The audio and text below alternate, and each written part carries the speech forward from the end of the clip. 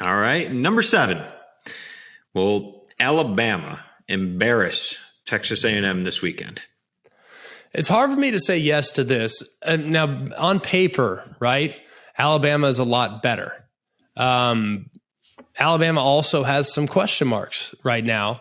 Most notably, the health of their quarterback. Is Bryce Young 100%? Can he drive the football? Can he throw it into tight windows? Can he push the ball down the field? These are all legitimate questions. And with an AC sprain, a lot of it has to do with pain management.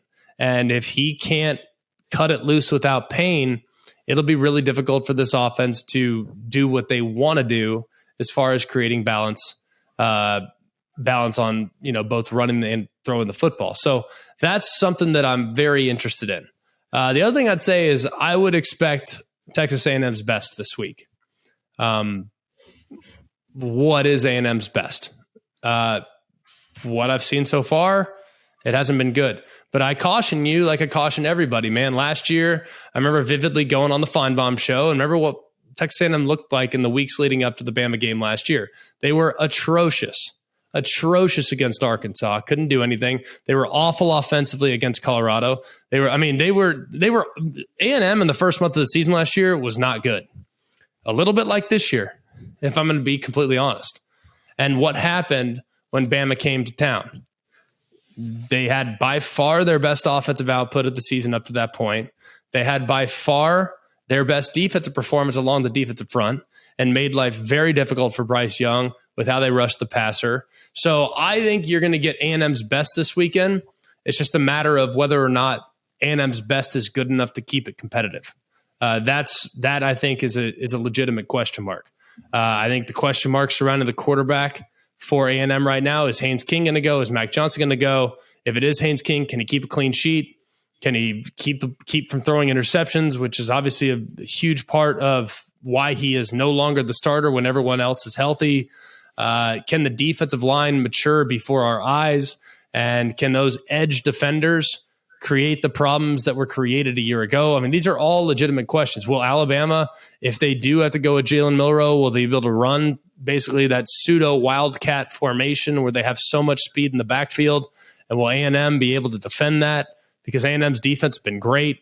A&M's corners and secondary players, probably the strength of the team. In a lot of ways, they're the strength of the team. Didn't appear that way last week, but if you look at them really up to last week, that's a really good group. I mean, the secondary is very solid. And, I think they can match up pretty well against Alabama, but Alabama now has a couple young receivers that really burst last week. They're probably as confident as they've ever been.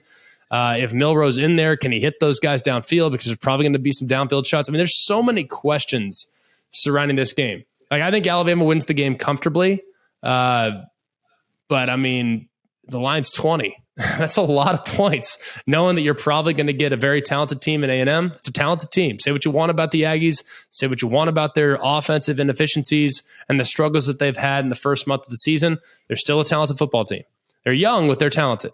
I will also say this. I think that A&M, if they play their very best game, they can play with anybody. So we'll see. I think Bama wins the game comfortably. I think they've had this one circled, and I think Nick Saban's probably, even though he'll never admit it, he's probably had this one circled too. But I'd be lying if I said Jimbo probably didn't have it circled as well. So we'll see. I think it's gonna be. I think it's gonna be a great game. I like that this has become kind of an evil hatred rivalry. Like, it's just, I like that there's some animosity, between the two schools. So hopefully it'll be a fun one, and hopefully it doesn't get crazy sideways, because it's CBS's lone primetime game of the year, and if it gets sideways, that'd be kind of a bummer for everybody. So I got bad news. It's going to get sideways. No way Nick Saban's losing in back-to-back games against Jimbo Fisher. Saying he loses. I'm not saying he loses, but I think people think they're going to just go out and put up half 100. I would, and I wouldn't. And I think if you could, if you could, it'd be great. I mean, I just think it's going to be tough because I think A&M is pretty good on defense. I don't think they're very good on offense. Don't cross me game for Nick Saban. All right. He's never going to say it. And you know him better than anybody. And I'm just saying, traditionally though, he has not exercised grudges. Like, he's had issues with a lot of people in the past. He's not one that runs it up because he wants to prove a point. Name one coach that ever came after him and challenged that. Like, that's what I'm saying. Oh my gosh. Yes, maybe not publicly in the media. Exactly. But you know how many coaches have come after him on the recruiting trail?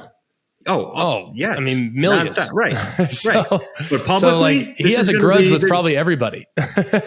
Exactly, because they kept that, that's why he doesn't beat teams by 50.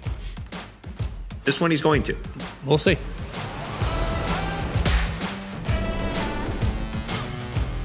Hey guys, it's Greg McElroy. Thanks for watching Always College Football. Make sure you like, rate, and subscribe to ESPN's YouTube channel and wherever you listen to your podcasts.